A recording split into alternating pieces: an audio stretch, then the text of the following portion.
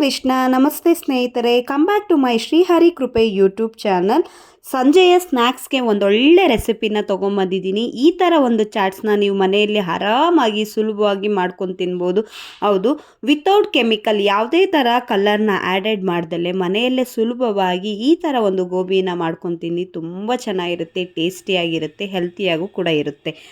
ಒಂದು 300 ಗ್ರಾಮ್ ಇರೋವಷ್ಟು ಹೂಕೋಸನ್ನ ತೊಗೊಂಡಿದ್ದೀನಿ ನಾನಿಲ್ಲಿ. ಹೌದು, ಹೂಕೋಸಲ್ಲಿ ಸ್ವಲ್ಪ ಹುಳ ಇರುತ್ತೆ ಅಂದು ನೀಟಾಗಿ ನೀವು ಎಷ್ಟು ಒಂದು 2ರಿಂದ 3 ಸತಿ ಕ್ಲೀನಪ್ ಮಾಡಿಕೊಂಡು ಸಾಲದು. ನೋಡಿ, ನೀಟಾಗಿ ಈ ಥರ ನಾನು ಬಿಡಿಸ್ಕೊಂಡು ಅದನ್ನು ಬಿಸಿನೀರಿಗೆ, ಸ್ವಲ್ಪ ಬೆಚ್ಚಗಿರೋವಂಥ ಬಿಸಿನೀರಿಗೆ ಒಂದೇ ಸತಿ ಹಾಕೋತಾ ಇದ್ದೀನಿ. ಅದಕ್ಕೆ ನಾನಿಲ್ಲಿ ಒಂದು ಅರ್ಧ ಚಮಚದಷ್ಟು ಉಪ್ಪು, 1/4 ಚಮಚದಷ್ಟು ಅರಿಶಿನ ಪುಡಿನ ಹಾಕಿ ಸ್ವಲ್ಪ ಬಿಸಿನೀರನ್ನ, ಒಂದು ಸ್ವಲ್ಪ ಬೆಚ್ಚಗಿರೋ ಬಿಸಿನೀರನ್ನ ಮತ್ತೆ ಆ್ಯಡ್ ಮಾಡಿ ಒಂದು 1/2 ಅವರ್ ಇದರೊಳಗಡೆ ನೆನೆ ಹಾಕಿ ಬಿಟ್ಬಿಡ್ತೀನಿ. ಯಾಕೆ ಅಂದರೆ ಅದರಲ್ಲಿರೋವಂಥ ಹುಳ ಇರ್ಬೋದು, ಇಲ್ಲ ಏನೇ ಇರ್ಬೋದು, ಕೆಮಿಕಲ್ ಅಂಶ ಎಲ್ಲ ಪೂರ್ತಿ ಹೋಗಲಿ ಅಂತಲೇ ನೋಡಿ ಈ ಥರ ಒಂದು 1/2 ಅವರ್ ಬಿಟ್ಬಿಡಿ. ನೆಕ್ಸ್ಟು ಗೋಬಿ ಮಂಚೂರಿ ಮಸಾಲ ಮಾಡ್ಕೊಳ್ಳೋದು ಹೇಗೆ ಅಂತ ತೋರಿಸ್ತಾ ಇದ್ದೀನಿ. ನೋಡಿ, ನಾನು ಕೆಂಪಗಿರುವಂಥ ಒಂದು 10ರಿಂದ 12 ಹಸಿಮೆಣಸಿಕಾಯಿ, ಒಂದು 2 ಉಂಡೆ ಬೆಳ್ಳುಳ್ಳಿ, ಒಂದು ಈರುಳ್ಳಿ, ಒಂದಿಷ್ಟು ಅರ್ಧ ಇಂಚಷ್ಟು ಶುಂಠಿ, ಒಂದು 2 ಟೊಮೊಟೊ, ಪುದೀನ, ಕಸೂರಿ ಮೇಥಿ, ಸೋಂಪು, ಜಾಪತ್ರೆ, ಚಕ್ಕೆ, ಮೆಣಸು, ಲವಂಗ, ಒಂದೇ ಒಂದು ಏಲಕ್ಕಿ, ಒಂದು ಸ್ಟಾರು, ಒಂದು 2 ಮೊಗ್ಗು, ಇಷ್ಟನ್ನು ತೊಗೊಂಡಿದ್ದೀನಿ. ನೀಟಾಗಿ ಇದನ್ನೆಲ್ಲ ಮಿಕ್ಸರ್ ಜಾರ್ಗೆ ಹಾಕ್ಕೊಂಡು ನೀಟಾಗಿ ಗ್ರೈಂಡ್ ಮಾಡ್ಕೊಳ್ಳೋಣ ಬನ್ನಿ. ಯಾಕಂದರೆ ಮೇಯ್ನಾಗಿ ಇರೋದೇ ಮಸಾಲೆ. ಹಾಗಾಗಿ ನಾನು ಗೋಬಿ ಮಂಚೂರಿನ ಮನೆಯಲ್ಲೇ ಮಾಡ್ಕೊಳ್ಳೋದ್ರಿಂದ ಮಸಾಲೆ ಗೋಬಿ ಮಂಚೂರಿ ಮಾಡ್ತಾಯಿದ್ದೀನಿ. ಹಾಗಾಗಿ ನೋಡಿ, ಮಸಾಲೆನ ನೀಟಾಗಿ ನುಣ್ಣಗೆ ರುಬ್ಕೊಂಡು ಅದಕ್ಕೆ ಎಷ್ಟು ಬೇಕೋ ಅಷ್ಟು ನೀರು, ಇದಕ್ಕೆ ನಾನಿಲ್ಲಿ ಒಂದು ಅರ್ಧ ಚಮಚದಷ್ಟು ಅಚ್ಕಾರದ ಪುಡಿ, ಧನಿಯಾ ಪುಡಿ 1/4 ಚಮಚದಷ್ಟು, ಒಂದು 1/4 ಚಮಚದಷ್ಟು ಗರಂ ಮಸಾಲನ ಹಾಕ್ಕೊಂಡು ಉಪ್ಪು ಸ್ವಲ್ಪ ಹಾಕ್ಕೊಂಡು ಒಂದು 2ರಿಂದ 3 ನಿಮಿಷ ಸ್ವಲ್ಪ ಕುದಿ ಬರೋವರೆಗೂ ಕುದಿಸ್ಕೊತೀನಿ. ಇದು ಮಸಾಲೆ ಮಾಡ್ಕೊಂಡು ನೀವು ಯಾವಾಗ ಬೇಕೋ ಗೋಬಿ ಮಾಡ್ಕೊಳ್ಳೋದಕ್ಕೆ ಈಸಿ ಆಗುತ್ತೆ. ಬೇಕಂದರೆ ಫ್ರೀಝರಲ್ಲಿ ನೀವು ಇದನ್ನು ಸ್ಟೋರ್ ಮಾಡಿ ಇಟ್ಕೋಬೋದು. ಹಾಗಾಗಿ ನೋಡಿ, ನೀಟಾಗಿ ಒಂದು 2ರಿಂದ 3 ನಿಮಿಷ ಕುದಿ ಬರೋವರೆಗೂ, ಅದರಲ್ಲಿರೋವಂಥ ಹಸಿ ಸ್ಮೆಲ್ ಎಲ್ಲ ಹೋಗೋವರೆಗೂ ಕುದಿನ ಬರ್ಸ್ಕೊಳ್ಳಿ. ನೆಕ್ಸ್ಟ್ ನಾನಿಲ್ಲಿ ಏನೊಂದು 1/2 ಅವರ್ ನೆನೆಸಿಟ್ಟಿದ್ನಲ್ಲ, ಇದನ್ನು ಒಂದು ಬೇಷನ್ಗೆ ನಾನು ಟ್ರಾನ್ಸ್ಫರ್ ಮಾಡ್ಕೊತಾ ಇದ್ದೀನಿ. 1-2 ಸತಿ ಇದನ್ನು ತೊಳ್ಕೊಂಬಿಡಿ ನೀಟಾಗಿ. ನೋಡಿ, ಒಂದು ಬೇಷನ್ಗೆ ನಾನು ಇದನ್ನು ಪೂರ್ತಿ ಚೆನ್ನಾಗಿ, ಇದರೊಳಗೆ ಅರಿಶಿನ ಮತ್ತು ಉಪ್ಪು ಹಾಕಿರೋದ್ರಿಂದ ನೀಟಾಗಿ ಚೆನ್ನಾಗಿ ನೆಂದಿರುತ್ತೆ.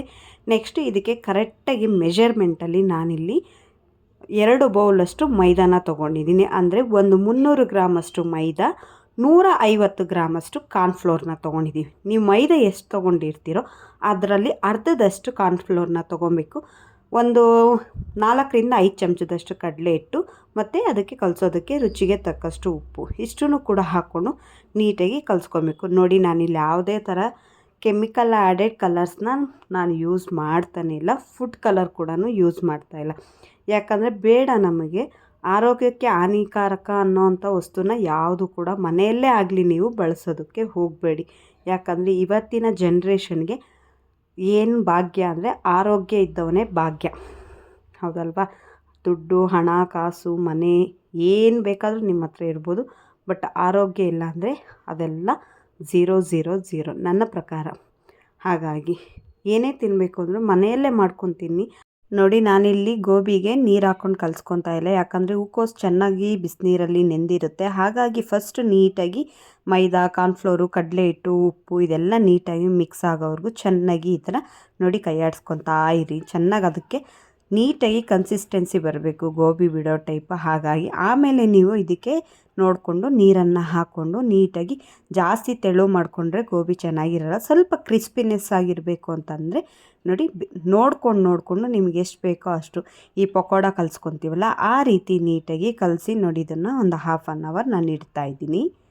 ಯಾಕೆ ಅಂದರೆ ನೀಟಾಗಿ ನೆನ್ಕೊಂಡ್ರೆ ಅದೆಲ್ಲ ಚೆನ್ನಾಗಿ ಅದರೊಳಗಡೆ ಹೂಕೋಸಿಗೆ ಕಾರ್ನ್ಫ್ಲೋರು, ಮೈದಾ ಪೂರ್ತಿ ಇಟ್ಕೊಂಡಿರುತ್ತೆ, ಮತ್ತು ನಾರಿನಂಶ ಅದರೊಳಗಡೆ ಬಂದಿರುತ್ತೆ.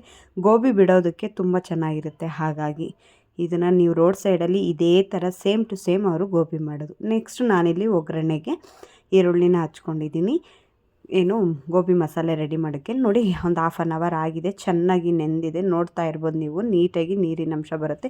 ಒಂದು ಬಟ್ಲಲ್ಲಿ ನೀರನ್ನು ಇಟ್ಕೊಂಡು ಸ್ವಲ್ಪ ಫಸ್ಟ್ ಕೈಯಲ್ಲಿ ನೀರೆದ್ದಿ ಈ ಥರ ಗೋಬಿನ ಬಿಟ್ಕೊಳ್ಳಿ. ನೋಡಿ, ರೋಡ್ ಸೈಡೆಲ್ಲ ನಿಮಗೆ ಮಾಡೋದು ಇದೇ ಥರ ಗೋಬಿ. ಬಟ್ ಹೋಟ್ಲುಗಳಲ್ಲೆಲ್ಲ ಏನು ಮಾಡ್ತಾರೆ ಅಂದರೆ ಕಾರ್ನ್ಫ್ಲೋರು, ಕಡಲೆ ಹಿಟ್ಟು, ಮೈದಾನ ಚೆನ್ನಾಗಿ ಕಲಸಿಟ್ಕೊಂಡು ಹೂಕೋಸನ್ನ ಅದರಲ್ಲಿ ಡಿಪ್ ಮಾಡಿ ಹಾಕ್ತಾರೆ. ಬಟ್ ಅದಕ್ಕಿಂತಲೂ ಇದು ತುಂಬ ಚೆನ್ನಾಗಿರುತ್ತೆ. ಈ ಥರ ನೀವು ಡ್ರೈ ಗೋಬಿನ ಮಾಡಿಕೊಂಡು ಯಾವಾಗ ಬೇಕೋ ಆವಾಗ ಬಾಕ್ಸ್ಗೆ ಹಾಕ್ಕೊಂಡು ತಿಂತಾ ಇರ್ಬೋದು, ತುಂಬ ಚೆನ್ನಾಗಿರುತ್ತೆ. ನೆಕ್ಸ್ಟು ನಾನಿಲ್ಲಿ ಒಗ್ಗರಣೆನ ಮಾಡ್ಕೊತಾ ಇದ್ದೀನಿ. ಮಂಚೂರಿಯನ್ನು ಸೇರಿಸ್ಕೊತಾ ಇದ್ದೀನಿ. ಸ್ವಲ್ಪ ಒಂದು 2 ಚಮಚದಷ್ಟು ಎಣ್ಣೆನ ಹಾಕಿ ಶುಂಠಿ ಬೆಳ್ಳುಳ್ಳಿ ಪೇಸ್ಟು ಕೂಡ ಹಾಕ್ಕೊಂಡು ಏನು ನೀವು ಕಟ್ ಮಾಡಿ ಇಟ್ಕೊಂಡಿರ್ತೀರಲ್ಲ ಆ ಈರುಳ್ಳಿನ ಹಾಕ್ಕೊಂಡು ಚೆನ್ನಾಗಿ ರೋಸ್ಟ್ ಮಾಡ್ಕೊಳ್ಳಿ. ನೋಡಿ, ಇದಾಗ್ತಿದ್ದ ಹಾಗೆ ಏನು ನೀವು ಕುದಿಸಿ ಇಟ್ಕೊಂಡಿದ್ದೀರಲ್ಲ ಈ ಮಸಾಲೆನ ಎಷ್ಟು ಬೇಕೋ ಅಷ್ಟು ನಿಮಗೆ ಕನ್ಸಿಸ್ಟೆನ್ಸಿ ನೋಡಿಕೊಂಡು, ನಾನೊಂದು 5-6 ಜನಕ್ಕೆ ಮಾಡ್ತೀನಿ ಅಂತಂದರೆ ಇದೊಂದು 3-4 ಜನಕ್ಕೆ ಮಾಡೋದಕ್ಕೆ ಚೆನ್ನಾಗಿರುತ್ತೆ.